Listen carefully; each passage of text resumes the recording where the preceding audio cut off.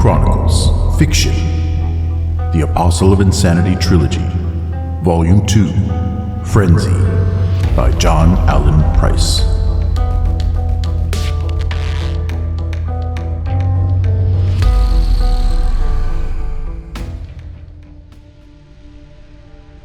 Chapter 20. Mr. Wood, we finally have some information about Squad Trident, announced the senior coordinating officer, stepping up to one of the civilians pacing the tactical center's floor. This is a hard copy of the report.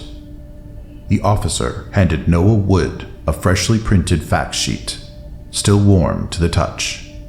Wood smiled as he read it and started looking at the main screen, as if to match what it said with what was happening. Have they been spotted, sir? Hart asked. Or have they actually obeyed some corporate protocol and reported in? They were spotted, Mr. Hart, said Wood, giving the advisor a sharp glance. One of our flights of FA-99s were going to hit the Citadel's launch facilities when they got warned off by two Cutlass gunships. One of them was the Dash 4 prototype, and it reported they were waiting to recover a squad that was in an underground area of the Citadel. They're actually in the Citadel's underground complex? General Powers asked, unable to hide his surprise at the news. Incredible. The ground forces have only managed limited penetration of a few tunnels. Yes, it appears as though the Special Forces have found a back door to this unassailable fortress. Your men are to be congratulated, General. What about their other objective? Asked Hart, trying to make himself heard and seen as the generals once again closed around Wood. Was there any mention of her? No. This was only a warning to jets not to attack the launch facility area, Wood answered, showing the facts to Hart before handing it to Powers. It has no message from Hunter. For that, we'll probably have to wait until his squad evacs the hangar. Captain, I got movement, but I can't tell if it's on top of the vehicle or just around it, said Wendy, slowly sweeping the detector in front of her. Leo, Harris, sweep the transport pad, Hunter ordered. Switch from armor-piercing rounds to anti-personnel rounds. Watch for fuel leaks, and check on that spaceship's condition. The multi-story transporter pad now loomed above the squad as they advanced on it. What had once been teeming with activity now stood largely silent. All the Techrons, Necromutants, and heretics that had worked on the courier ship were either dead or had retreated to the hangar's back entrance. For a few moments, Hunter and the rest of the squad covered Venetti and Harris while they climbed an external ladder to the massive vehicle's first level. Once they disappeared through the access hatch, the others spread out and swept the rest of the hangar for Legion personnel. It did not take them long before they found more. Human, die! Ekmirius roared, kicking away the cover plates and gantry sections he was hiding behind. He reared to his full height and brandished the most suitable weapon he could find, a welding torch whose flame was set for maximum width. Captain, watch it, said Wendy, diving for cover. Those are fueling lines above him. I know, said Hunter. Right now, I'd just like to stay alive. Hunter backed up, then rolled to the left in an effort to avoid the 4-foot jet of flame the Necromutant aimed at him. As he hit the ground and rolled, he finally opened fire. He struck the creature in the lower legs, shattering a kneecap and bringing it down. Even then, Ekmirius continued to roar his defiance. He pointed the blinding flame at Hunter, spoiling accuracy until he was stitched with a burst of automatic weapons fire from another direction. Hunter could not see who helped him until he had emptied his clip, and the Necromutant no longer moved. Wendy, from the sound of that iron fist, I should have known it was you, he said. Well, I know you don't have those fancy rounds Ted and the others do, Wendy answered, the heavy automatic in her hands still smoking. So I thought you'd benefit from some major caliber backup. Captain, over here, Shacker cried out. We've got another prisoner. What? Not another one, said Hunter, loading a new clip into his rifle and moving in the voice's direction. What did I tell you we're gonna do with them? Yeah, but this one's different. I know this guy. Just past the middle set of the 30-foot-tall tractor treads, Hunter and Wendy came upon Shacker, who in turn was towering over a figure huddled next to the treads. It only took a second for Hunter to see the man was apparently unarmed and convincingly frightened. This is Denton Landis, Shacker identified, of the Landis family. You mean the family the district's named after? Hunter asked, surprised at first. Well, even the rich and powerful are taken with the Legion. Please, you gotta get me out of here, Landis pleaded, shaking with terror. This isn't what I wanted. Please, I'll tell you anything you want. The Nepharite, where'd he go? And we're looking for a woman the Legion kidnapped from a Bauhaus base. Where is she? I'll tell you. Landis made only a fleeting glance at Hunter's eyes. Instead, his attention was almost solely focused on his assault rifle, which Hunter moved perceptibly closer to his face. Lord Ragathol is returning to his nether room, down the hall, that way. The woman's there as well. She's being held in an isolation chamber. Now please, take me out. I thought so, Hunter said grimly.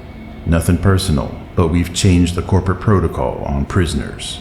Straightening up, Hunter kept his rifle trained on Landis, who let out a thin wail when he heard the safety being clicked off. The burst of 10mm rounds caught the heretic in his stomach and chest. He screamed, then let out a painful whimper as he convulsed and died.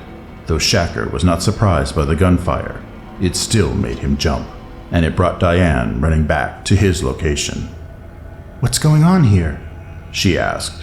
Enforcing our new rules on prisoners, said Hunter, finally looking away from the body. What do you have to report, Corporal? I think we've cleared the Legion from the hangar. There's personnel in the hall, but I didn't see any necromutants or legionnaires. Only those tech things, and what looked like medical personnel. None of them have made any moves to retake the hangar. All of their combat units must be on the surface, fighting the ground forces and the air force. I hope it stays.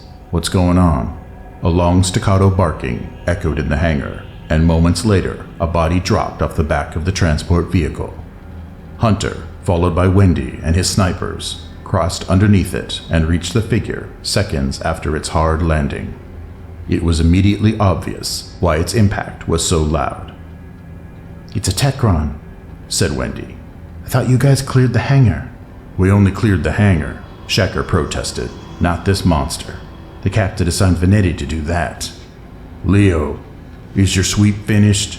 Hunter asked, stepping out from under the huge machine and glancing up to its top level. Yes, sir. That's the last of them, said Venetti, standing at the top platform's guardrail. We cleared every room we could open, and we've taken a look at the courier. What do you have to report on it? It's flight ready and almost fully fueled. If our attack would have been delayed for just an hour, it would have been out of here and leaving orbit. No wonder the Dark Legion didn't put up much of a fight around this thing, Parker concluded. A couple of lucky shots and the whole place would have gone up. If that ship is fully fueled, then a lot more than just the hangar will go up, said Hunter, thinking for a moment. Then a smile crossed his face. Leo, can you rig demo charges to the ship and its boosters? Sure thing, Captain, said Venetti. But why? To give this planet the biggest fireworks display it's ever seen. Plant your charges and set the detonation time for 15 minutes. And wait until either we return or can no longer hold this place. I'm going for the woman. Wendy, Jake, Diane, you're with me. Ted, you and Redfield are to stay here with Leo. Set up your defensive positions on the top platform. Be ready to abandon them when we return. We won't be long.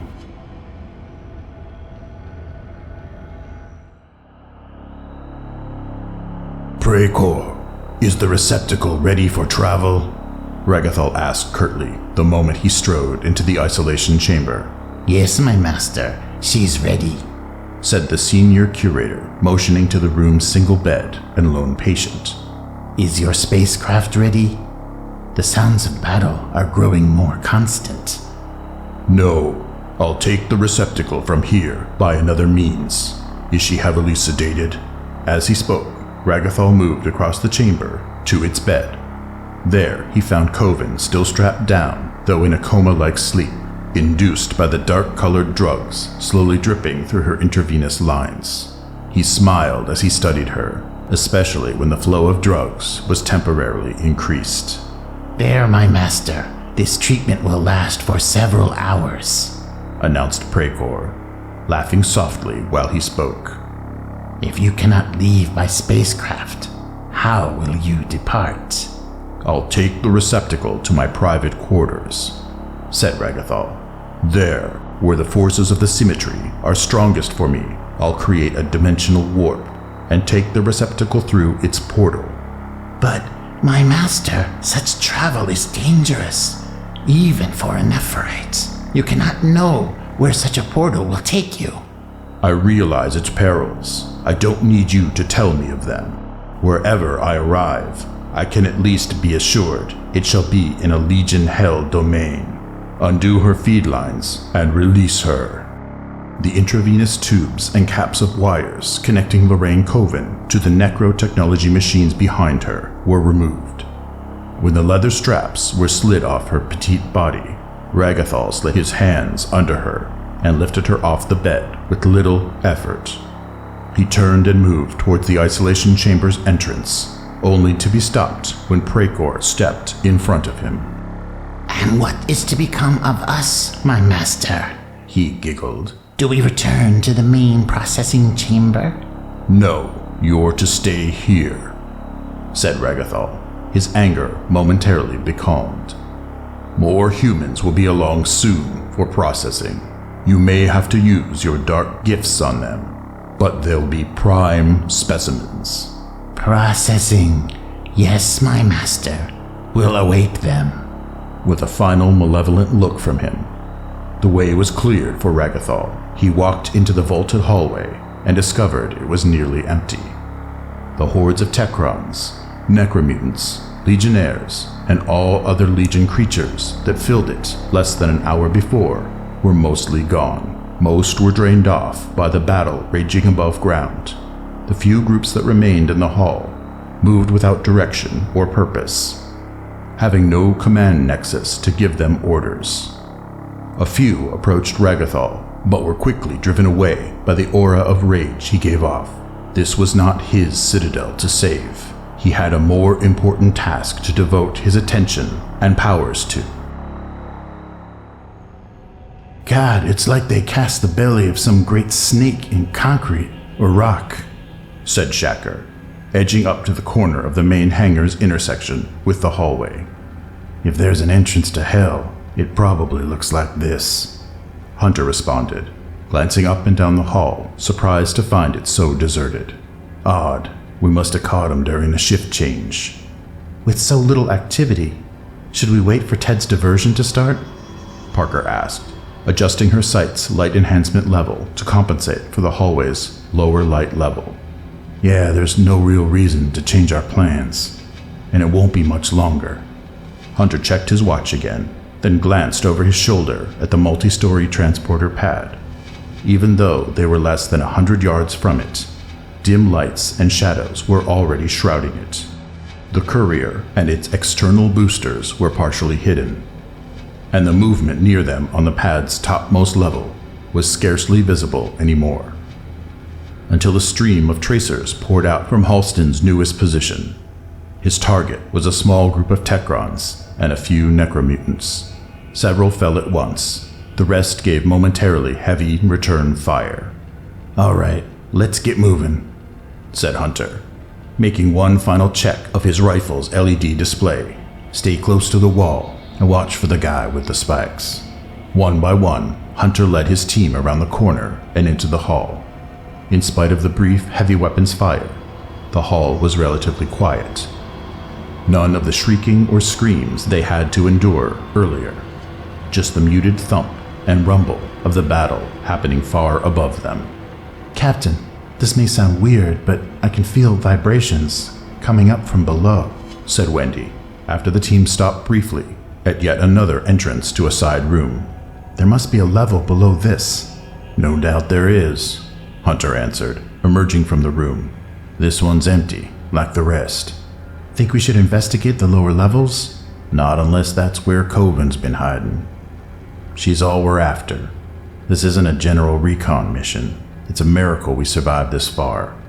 If we keep our heads clear and stick to our objective, maybe we'll survive it completely. Captain, I've got something moving, said Parker, halting her scan of the hall seconds after starting it up again. Distance 607 meters, and it's big. Jake, Wendy, do you confirm? Hunter asked. I confirm. There's something down there, and it's big, said Wendy, pointing her motion detector in the same direction Parker had her rifle trained. I got it too, Shacker added, touching the magnification control on his scope. Good God, it's an exegul. Think it's wounded. And it's headed this way. Heading this way like hell. It's charging us, said Parker. Captain! Open fire, said Hunter, shouldering his rifle. Fire at will. Wendy, break out your iron fist. At nearly 2,000 feet, the creature was beyond effective range of Hunter's assault rifle, and in the dim lighting could scarcely be seen with the unaided eye. Only the sniper rifles and their scopes had the capability to hit it, and seemingly in unison, their deafening blast answered the creature's echoing cries.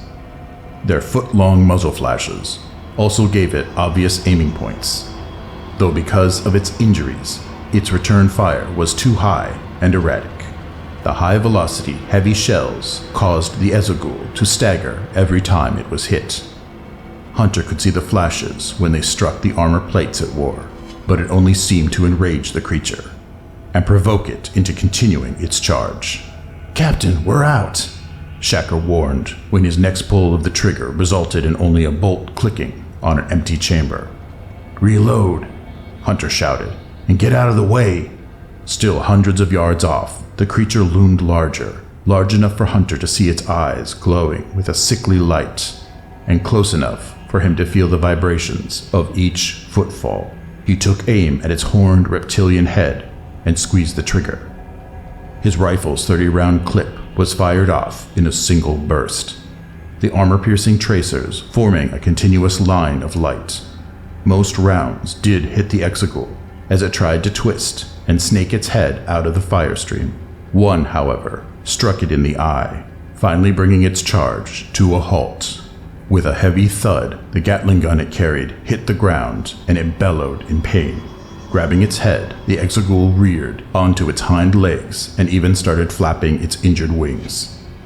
For a few seconds, it drew no additional fire, until Hunter finished working the pump on his rifle's grenade launcher, and Wendy flipped a safety off her iron fist. The first grenade hit the creature in its flank, where part of its body armor had fallen away. The explosion caused it to stagger, then its hindquarters dropped, as if its spine had been severed. The next round struck the armor plate on the left shoulder, and a burst of heavy caliber slugs tore pieces out of its skeletal wings. Its deep roar became a pitiful squeal, and smoke poured from its body. They were the only warnings the team got before the exegul was peeled apart by a fireball. Heads down, said Hunter, dropping to the floor. Incoming! The biomechanical detonation was powerful enough to send the creature's body armor flying across the hall. It clanged loudly when it hit the roof and sides. Pieces of burning flesh impacted with less noise, but were more numerous, causing the team to scramble to avoid getting hit. Captain, think we should take some of this back? Shacker asked, pointing to one of the self-broiling lumps. We could always tell Tim it's from a barbecue. I don't think he'd be fooled, Hunter replied. Is anybody hurt? No, but I think I'll get sick if I have to live with that smell for very long, Wendy admitted. I'm okay, said Parker, after reloading her sniper rifle. Next time we go up against these things, Captain, we better be armed with kitchen sinks. We had to throw everything at it but that. Keep it in mind for the debrief, said Hunter, using his rifle to help lever himself off the ground. Let's keep moving. That Nepharite has to be here somewhere. Captain, listen, do you hear? Asked Wendy, and the moment the hall fell silent, a soft giggling was heard. I do. Let's find out where it's coming from. Move it. ahead, speak to me, said Venetti, as he busily fitted a line of plastic explosive charges to the courier's belly-mounted external booster. What's happening out there? I think Mitch and the others had themselves a big firefight with someone, said Halston, lowering the microphone on his headset so he could use it. I saw some flashes and tracer fire, but I can't tell you much, other than I think the captain won. You seeing any other Legion forces? Not since we chopped up the first group. Halston lifted his head above the makeshift barricade of metal floor plates around his position to give him a better field of view. Everyone else has run into those side tunnels and entrances. I don't think they want to fight. They may also be going for reinforcements, Venetti concluded. God help us if they do. We might not get out of this place yet. How much longer before you're finished back there? Asked Halston, looking over his shoulder at the courier ship and the huge boosters it was sandwiched between. At their bases, he could just discern Venetti and Harris working under them. Another 5 or 6 minutes. We'll join you when we're done. Whistle us if we get any more visitors. Leo, out. There's somebody in here, all right, Parker said quietly, stopping just short of the entrance to the room where the laughter came from. I don't believe it. They're medical personnel. The isolation chamber was better lit than the hall. At least all of its furnishings could be seen, as well as its staff. With Hunter directly behind her, Parker moved into the chamber, but she and Shacker had slung their heavy sniper rifles over their shoulders and broken out their street blasters once again. Together with Wendy and Hunter, they swept the room and its occupants defensively, even though they carried no weapons and appeared to be the most human-looking of all the Legion creatures yet encountered. Yes, honored visitors, may I help you? Asked one of the placidly smiling staff. Like the other ones, he wore a white gown that seemed almost iridescent. Are you here for processing? Praecor walked slowly toward Hunter, holding his hands open to show he was unarmed. Part of the staff he commanded did the same with the rest of the team. Each selected a team member and approached with a smile and reassuring questions. The curator's talk blended into a constant, mesmerizing babble. It was also disarming, as the team members started lowering their weapons. We're looking for a woman, said Hunter, raising his voice so he could be heard above the chanting of the curators, and to hear himself think. Her name is Lorraine Coven. Have you seen her? You must be keeping her as a prisoner. We will find the woman, said Praecor, moving closer to Hunter, in spite of the rifle pointed at his stomach. But first we must care for you. Processed, yes? Hit the ground, troopers. I said hit the ground. The shouting was a cross between a jet taking off and a lion's roar. Compared to the mesmerizing prattle from the curators, it was shattering, and the team members retained enough of their training to respond. They all dropped to the floor as the isolation chamber exploded from a barrage of machine gun fire. Hunter looked up to see a bald mountain of a man filling the chamber's entrance. The muzzle blasts from his M606 hid most of his features, but enough of his uniform and armor could be seen to show he was a capital soldier. He calmly raked the room with a continuous burst. Hunter marveled at the way he was able to maintain the volume of fire from so heavy a weapon and keep it accurate. Above the thunder, he heard hysterical cries and screams of creatures he had never seen before. The beautifully dressed staff that had been surrounding him moments earlier was gone. In their place were beings that vaguely resembled them, but their clothes were torn, their bodies decaying, and their skeletal faces frozen in hideous grins. Even in death, they grinned and continued to laugh. Praecor was among the first hit, but the last to die. After getting blown onto it, he slid off the chamber's lone bed, giggling contentedly, as if he were enjoying the pain inflicted on him. Around lay the bodies of his staff and the sputtering, short-circuiting remnants of the necrotechnology machines lining the back wall. What happened to those people in the wonderful gowns? Parker asked, rising to her feet and sweeping the carnage with her street blaster. Beautiful. What's she talking about, Captain? asked the Capital Sergeant, walking into the room. Those things were uglier than my first drill instructor. These Legion creatures used their dark gifts on us, Sergeant, Hunter answered. They seduced us. Thanks for saving us. It's likely most of us would have been killed. Don't mention it, Captain. I always knew us regulars would be rescuing you Special Forces types. The closer the sergeant got to Hunter, the greater the light of recognition burned in his eyes. I know you. You're Mitch Hunter. But I heard you were arrested. I thought you'd be as good as dead by now. Thanks for your concern, Sergeant.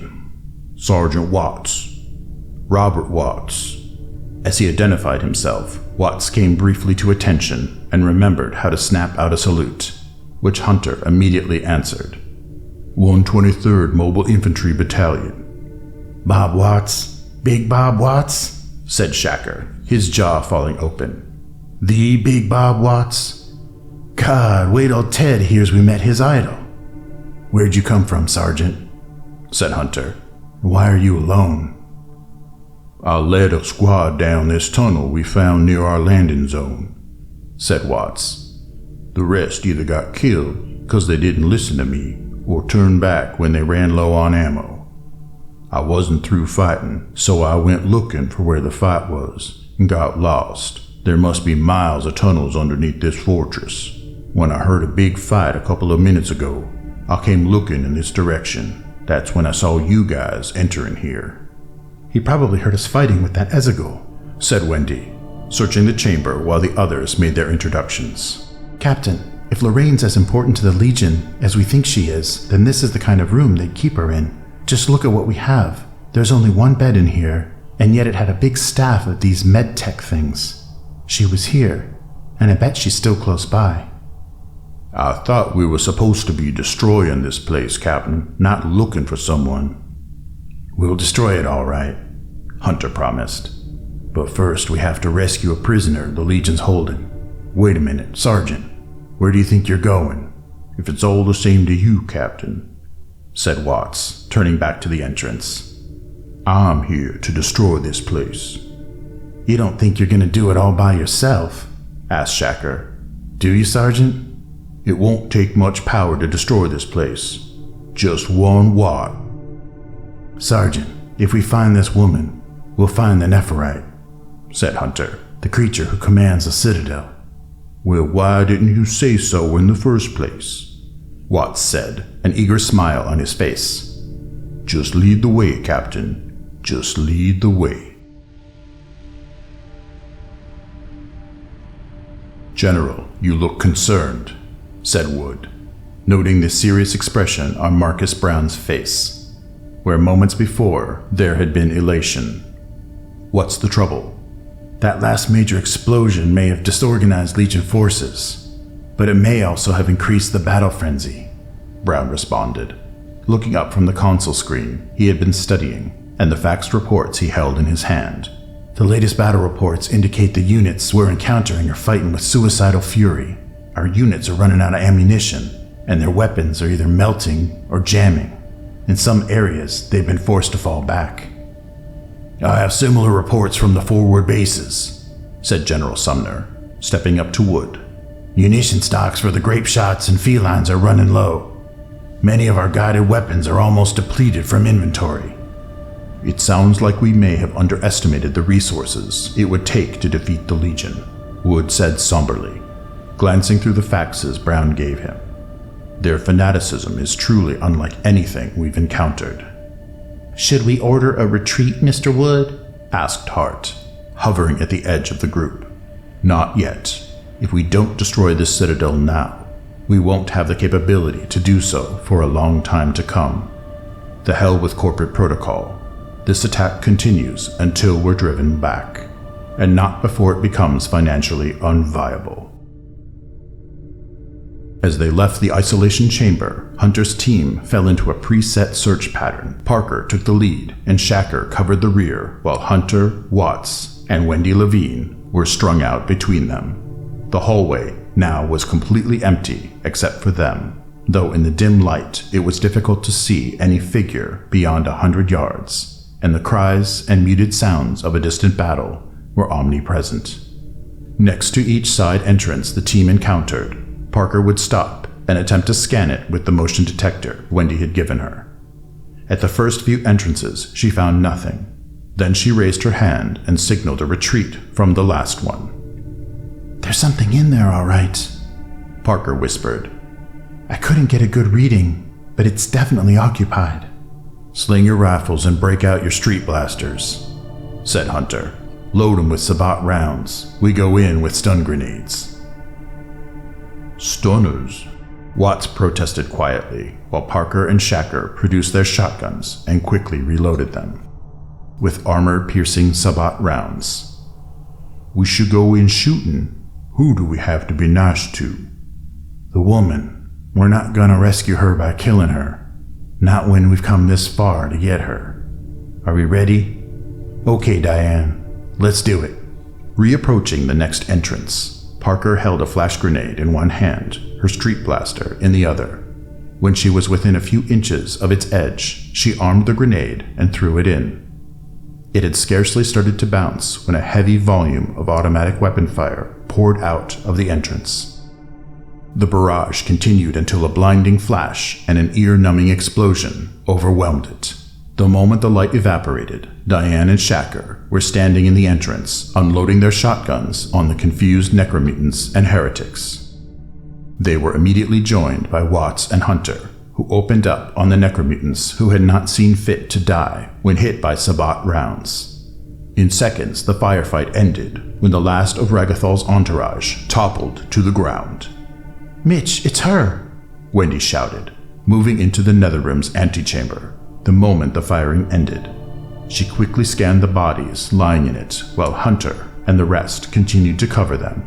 In seconds, she had found a brown-haired, petite woman slumped against a wall. "It's Lorraine Coven, I'm sure of it." "What's her condition?" Hunter asked, moving over to where Wendy was crouching. "Is she alive?" "Yes, but she appears to be heavily drugged. With what, I couldn't tell you." "Check and see if she's wounded. Sergeant Watts, I want you and the others to check these things and make sure they're all dead. I'm checking this." Hunter pointed his rifle at the tunnel-like entrance to the Netherroom. From where he stood, he could not see very far into it. In spite of this, he remained only long enough in the antechamber to change clips before slipping into the tunnel. The moment he entered it, the ambient light dropped to nothing, almost as if a door had closed behind him. He felt the wall beside him, but could not tell how far he was walking, or how long it was taking him. A few yards and an eternity later, the light suddenly returned. An invisible door opened, and Hunter found himself standing in the Netherroom. The first thing he noticed was its size, particularly its high, domed ceiling. The second thing was the Nepharite and the shimmering window he stood in front of. On Hunter's entrance, the window appeared to be a large plate of green glass, mounted flush in the wall. Within seconds, it had started to glow, then changed to black, except for an outline. In the blackness, a star field formed, and floating in it was a planet. A barren, lifeless-looking rock Hunter got only a brief look at before everything dissolved back to shimmering green. "Human, how dare you interrupt me?" Ragathol raged, now facing Hunter. Only Hunter could not recall seeing him turn.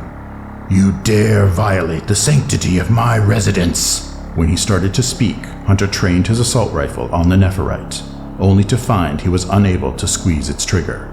No matter how hard he tried to concentrate, he was unable to make his body do what he wanted. He noticed the room was shifting on him, as if he were floating in it, and everything in it was changing shape. Hunter could feel his own body changing as well, slowly being crushed into some new form. "You trespass at the very heart of the dark symmetry," Ragathol continued, a contented smile on his face. "For that, human, you'll die." "I'm getting tired of hearing that," said Hunter, his anger burning through the spell and dissolving it. Instantly, the room and its contents returned to normal.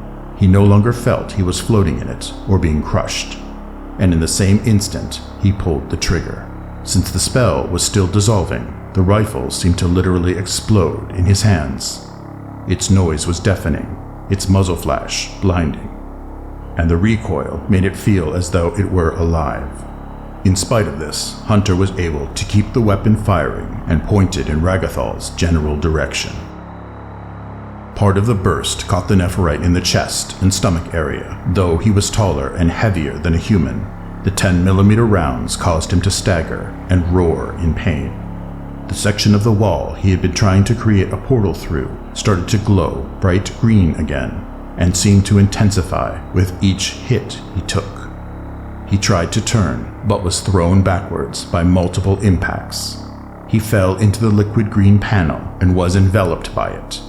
Ragathol disappeared with scarcely a ripple. In an instant, all that was left of him was an echo of his cry.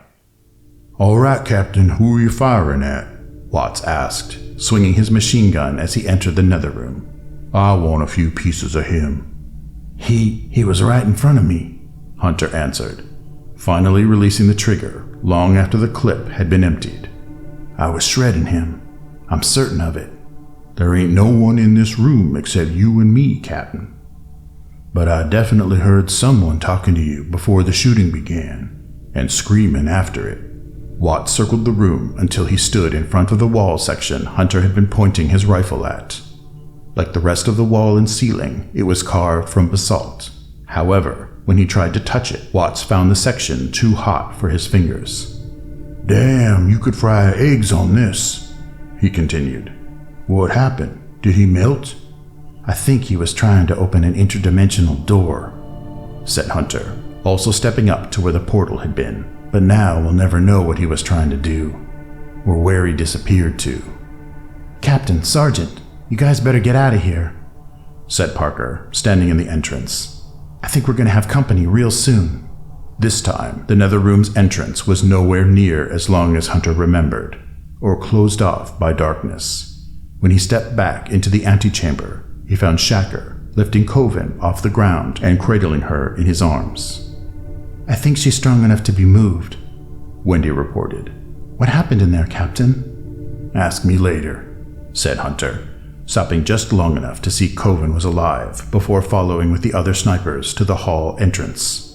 "Have you seen anyone, Diane?" "No one yet," said Parker. "But they're coming." Back in the hallway, the inhuman cries and wailing were more audible and even echoed slightly. No creature or human could be seen, yet it was obvious there would soon be an army of Legion forces pouring out of the side tunnels along the hall's opposite side. "All right, let's get out of here," Hunter ordered, briefly stepping back into the chamber. "I think these creatures are at last onto us. Set your flamers for maximum detonation time. We'll use them as delayed action charges during our withdrawal." "Flamers? What are these things?" Watts asked, watching the rest of the team members arm their grenades. "I never heard of them before." "A prototype incendiary grenade," said Parker, showing him one. "Ain't that something? You Special Forces types always have the real dangerous stuff." "Of course it's dangerous," said Hunter. "It's a weapon. Diane, you take the point. Jake and Wendy, you're with me. Sergeant, you cover our backs. Now let's move it. We better hope Leo's finished his mining." As the team left the antechamber, the noise of the approaching forces had grown louder in the intervening moments. The wailing was sharper, and blended in with it was the clinking of armor and the stamp of countless boots. Instead of moving in a cautious sweep pattern, the team ran as fast as it could and still maintained unit effectiveness. They were nearing the main hangar entrance when the first units finally appeared. "Captain, we got those Legion zombies behind us," Watts advised. "Should I nail them?" "No. Shooting will only attract their attention," said Hunter, glancing over his shoulder and catching sight of the movement in the distance. "Start tossing your flamers." The clink and rattle of grenades landing in the hall's stone floor was the team's only answer to the Legion's appearance. Moments later, they reached the hangar's entrance just as the hordes of Legionnaires, Razides, and other creatures pouring from the side tunnels were coalescing into a mob. "Captain, what's going on out there?" Halston asked. the instant he recognized the figures running into the hangar. "What's Jake carrying? And who's that with you? Get down here and you'll get some answers," Hunter shouted, motioning for his team to slow down once they rounded the corner. "I want everyone off that rig now. Leo, set your detonation time as I instructed. 15 minutes. Let's hope our comm sets are strong enough to transmit a signal out of here. Rapier, this is Battle Axe. Rapier, this is Battle Axe. We need immediate evac. Do you read? Over." "Lieutenant, I'm getting a message from Captain Hunter," said Taylor. "I think he's asked for an evac."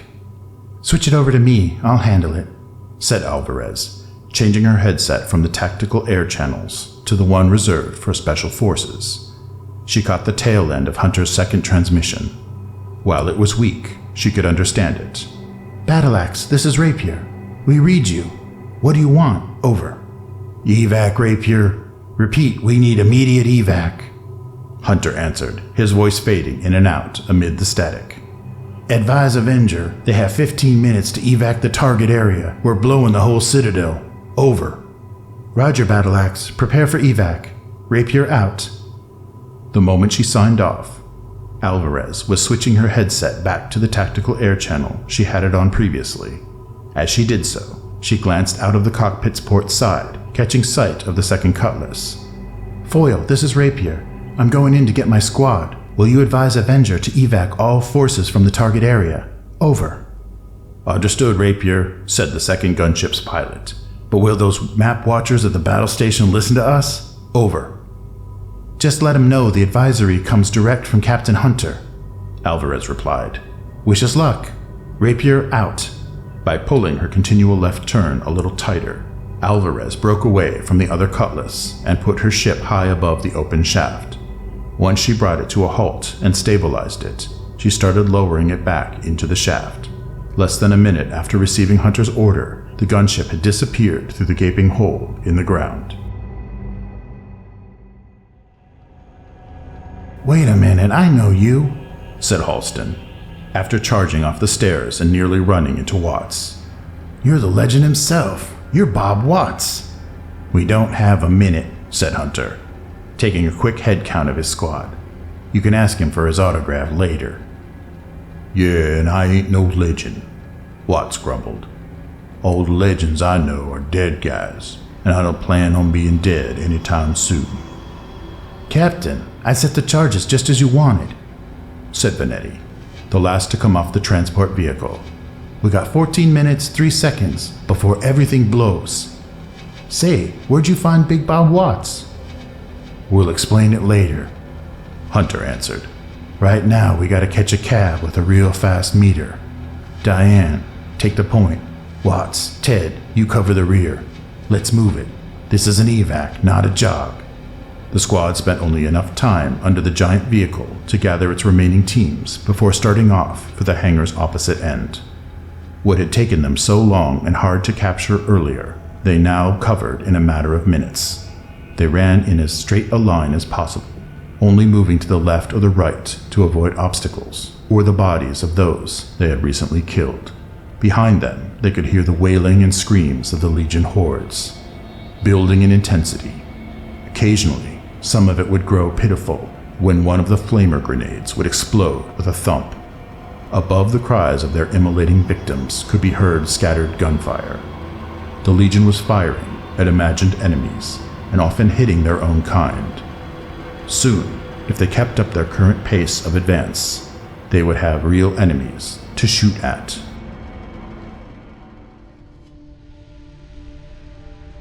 "Mr. Wood, we're getting a message from one of the Special Forces gunships," advised the colonel.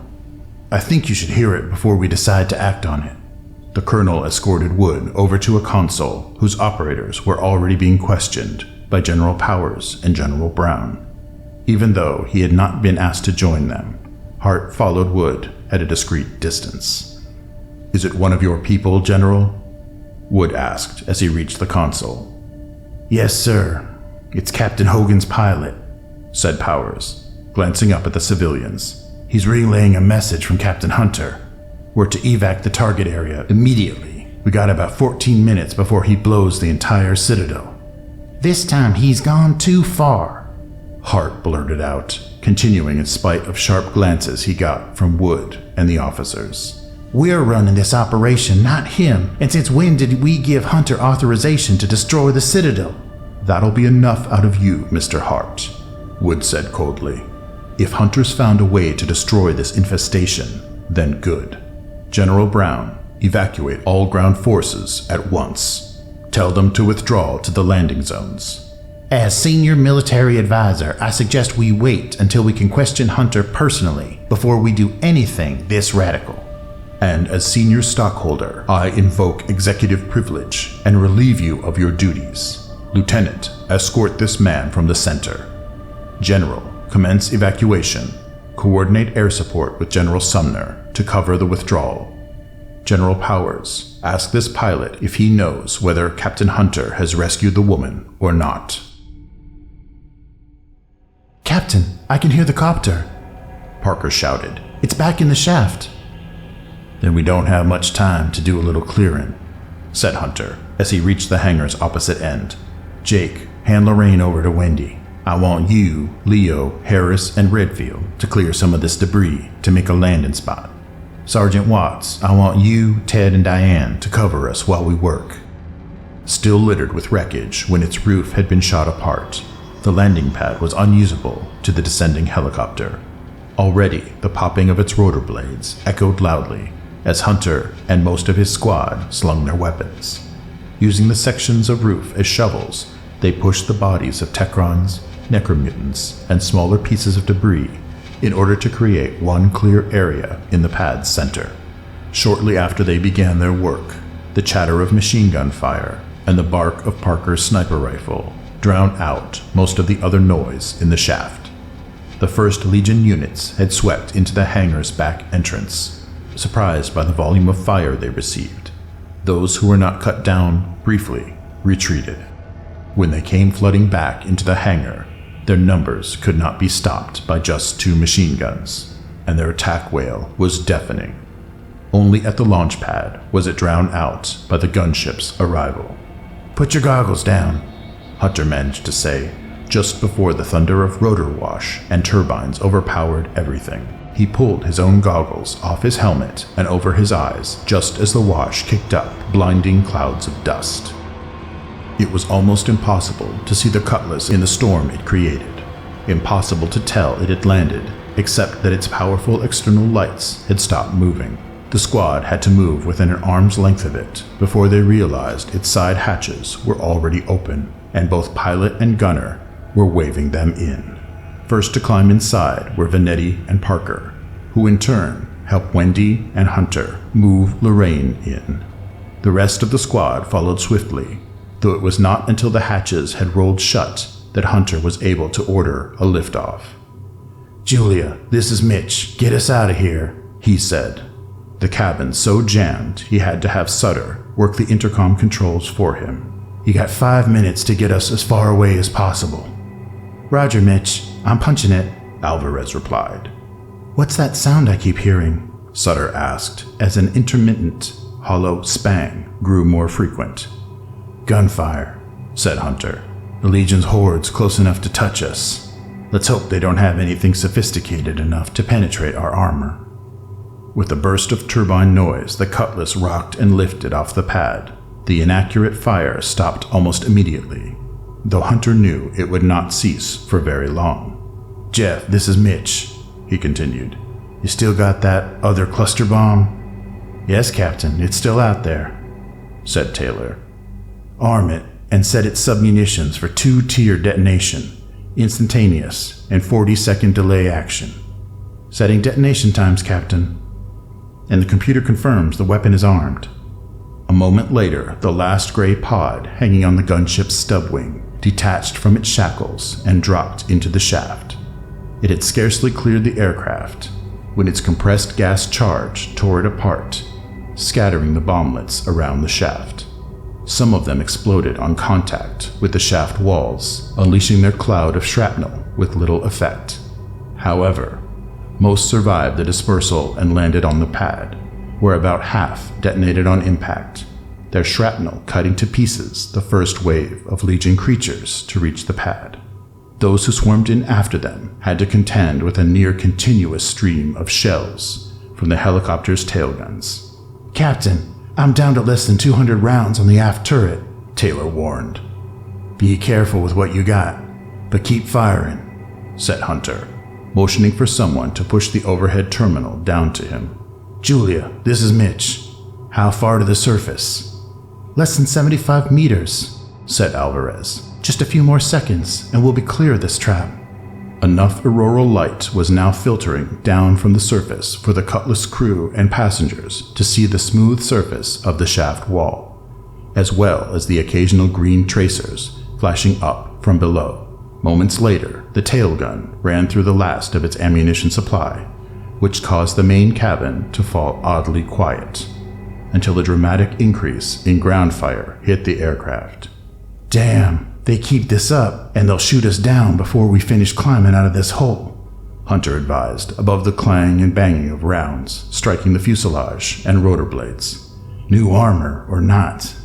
The barrage ended as rapidly as it had begun, with the second round of bomblet detonations. They swept the launch pad with a hurricane of shrapnel and blast effects.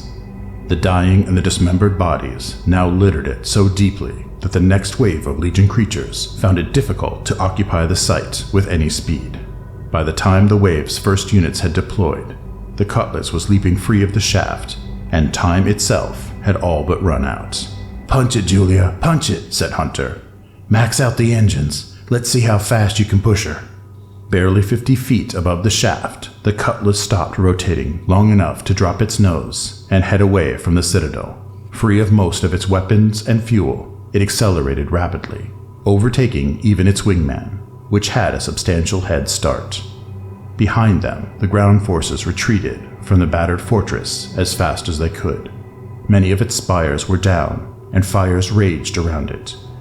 In spite of this, the surviving Legion forces still put up a fierce barrage, and even started retaking the areas Capital had given up. Their counterattack caused the orbiting Hercules transports to back off, and forced the FA-99s, still in the target area, to continue their strafing runs to protect the now exposed troops. The fighting continued at such an intensity that scarcely anyone took notice of the initial explosion. In their rush to overwhelm and annihilate Hunter's squad, none of the Legion units who entered the main hangar bothered to check the transporter vehicle or the spaceship it carried. They swept around it like a torrent, briefly encountering an obstacle. They were still surging forward when the charges placed on the external boosters detonated. In an instant, they and the courier sandwiched between them evaporated. They all became a roiling fireball that flattened and smashed the huge vehicle beneath it, and expanded in the next instant to fill the hangar. Part of the explosion traveled up the shaft and became a pillar of flame, hundreds of feet tall, the first external sign of the Citadel's doom. The rest of the fireball traveled into adjacent hangars, down the back hallway, or through the massive cracks it had opened in the main hangar's floors and walls. They consumed whatever was combustible, sustaining what had become a living firestorm.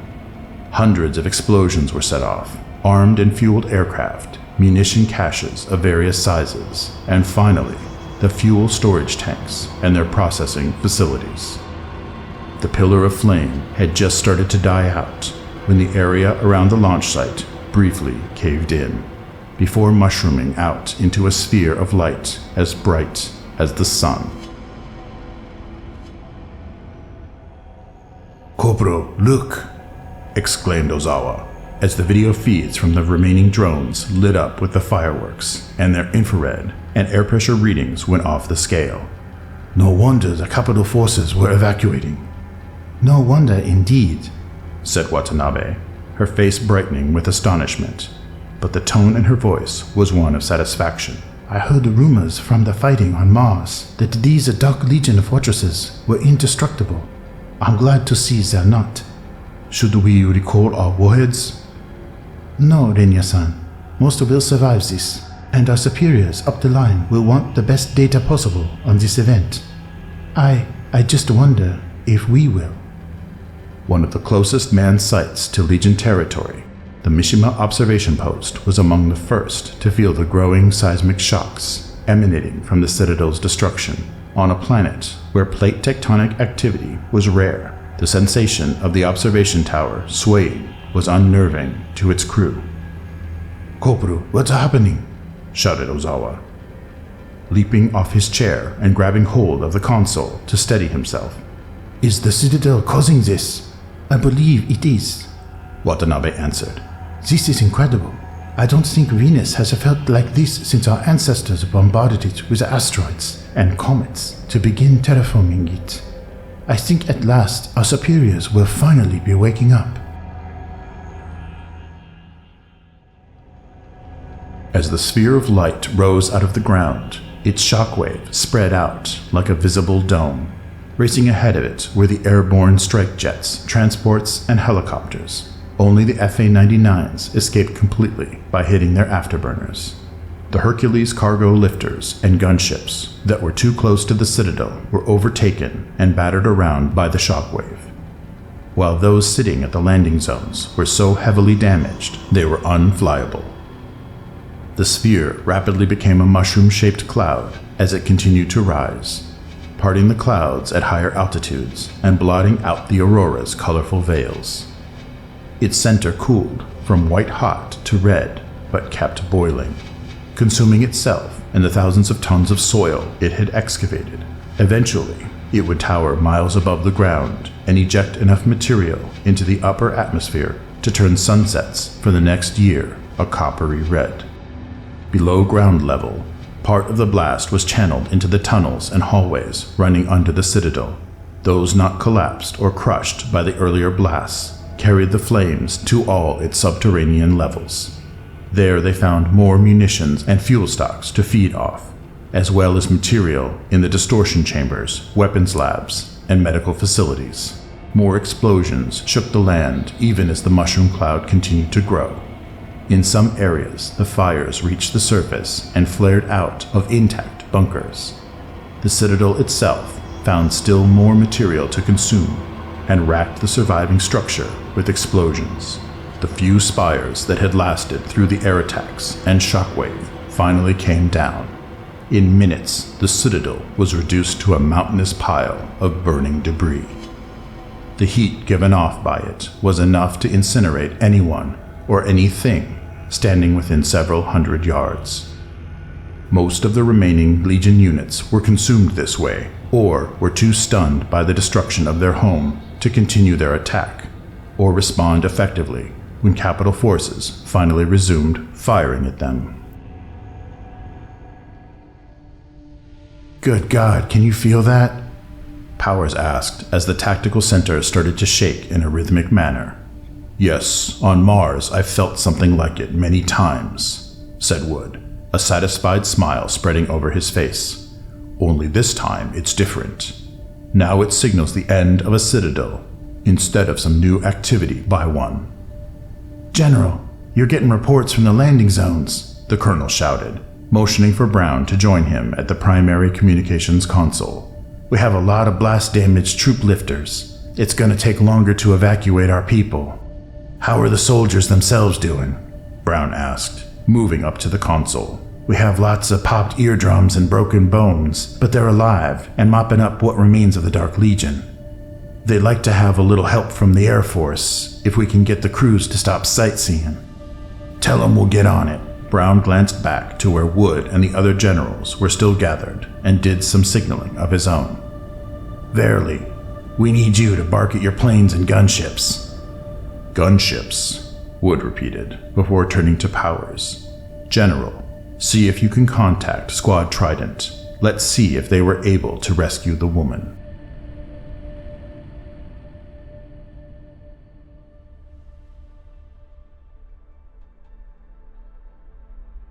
"I don't believe it. We're still in one piece," Halston shouted.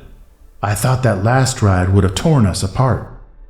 "I think we can tell DreamWorks that this ship has passed its baptism of combat with flying colors," said Hunter, while the Cutlass stopped its pronounced swaying and settled back into level flight.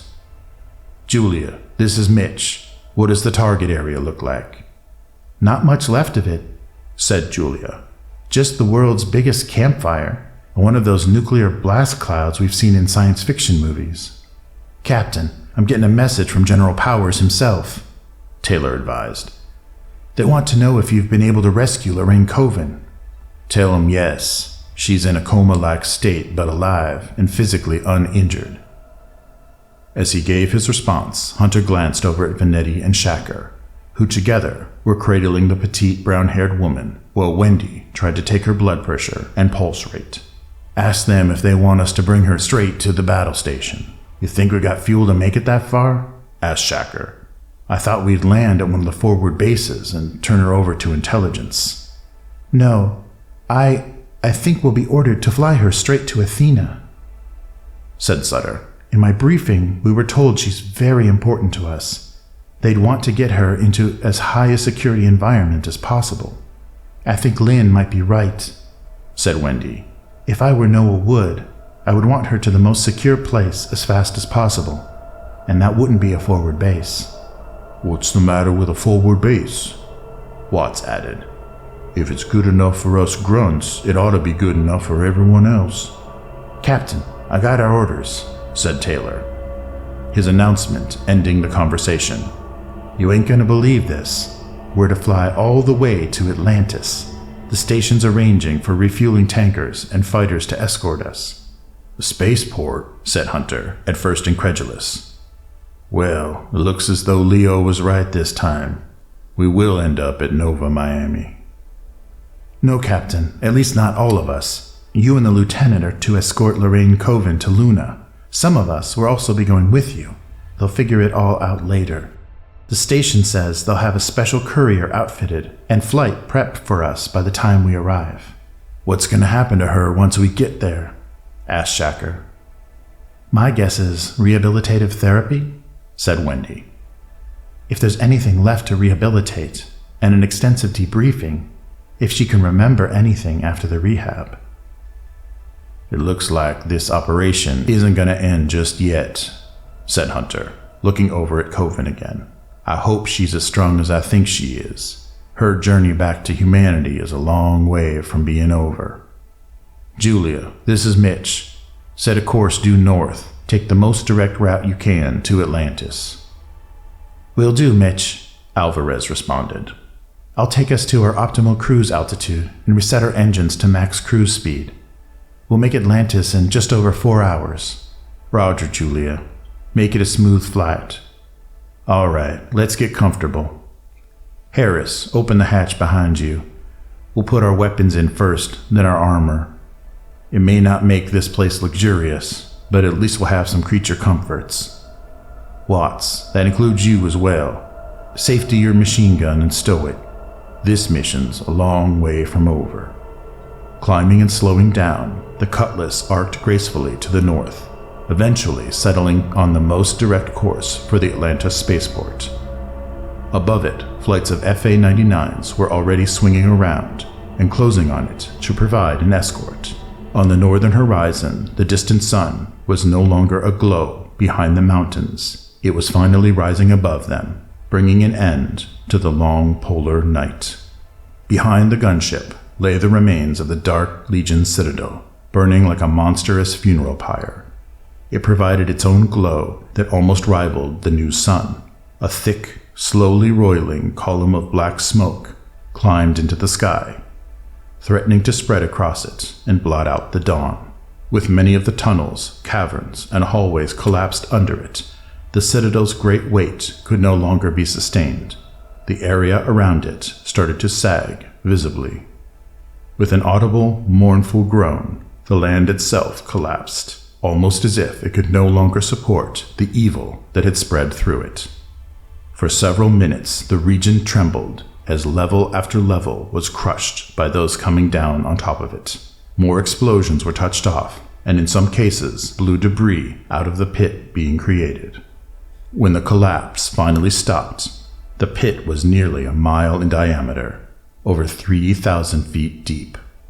The fire at its base would continue to burn for several weeks, until nothing of the Dark Legion's first outpost on Venus would remain.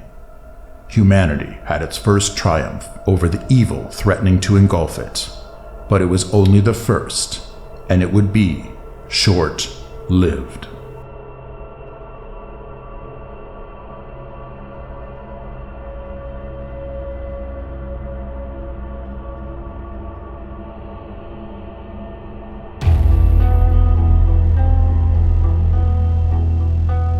Mutant Chronicles, Fiction, The Apostle of Insanity Trilogy, Volume 2, Frenzy, by John Allen Price.